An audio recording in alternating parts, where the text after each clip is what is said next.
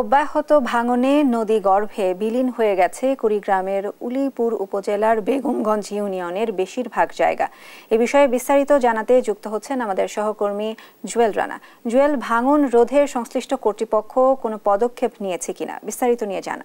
শাইনা, আপনাকে একটু জানিয়ে রাখি, কুড়িগ্রামের উলিপুর উপজেলার যে বেগমগঞ্জ ইউনিয়ন, এই বেগমগঞ্জ ইউনিয়নটি কিন্তু ব্রহ্মপুত্র, ধরলা এবং দুধকুমার নদ দ্বারা আসলে বিচ্ছিন্ন। অর্থাৎ আমি এখানকার মানুষের সঙ্গে কথা বলেছি, এই তিন নদী গত 15 বছর ধরে অব্যাহত ভাঙছে, যার ফলে কিন্তু এই ইউনিয়নটির বেশিরভাগ অংশ আসলে কিন্তু এই তিন নদীর গর্ভে চলে গেছে। এছাড়াও কিন্তু প্রতি বছর এই নদী পাড়ের যারা মানুষ রয়েছে, এই ইউনিয়নের যারা মানুষ রয়েছে, তারা প্রতি বছর কিন্তু অসংখ্য বাড়িঘর, ফসলি জমি হারাচ্ছে।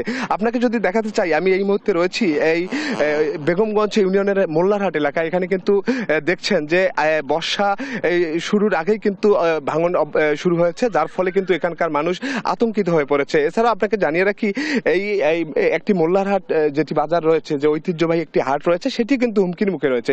এছাড়াও বিভিন্ন শিক্ষা প্রতিষ্ঠান, এবং এর আগে আপনাকে আরেকটি তথ্য জানিয়ে রাখি, গত বছর কিন্তু এই ধরলার যে ভাঙন, সেই ভাঙনে কিন্তু এখানকার কমিউনিটি ক্লিনিক এবং সরকারি যে স্কুল রয়েছে, সেগুলো কিন্তু আসলে ধরলায় বিলীন হয়েছিল।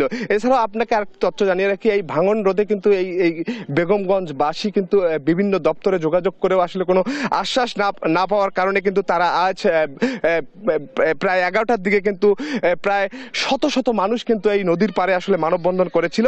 আমরা সেখানে এসে দেখেছিলাম যে অসংখ্য মানুষ এখানে মানববন্ধনে যোগ দিয়েছিল। এছাড়াও এখানকার মানুষের একটাই দাবি, তারা চায় যে এই ভাঙন রোধে একটা স্থায়ী ব্যবস্থা নিয়ে ইউনিয়নটি যাতে মানচিত্র থেকে হারিয়ে না যায়, এমনটি কিন্তু বলছে এখানকার মানুষ। শাহিনা।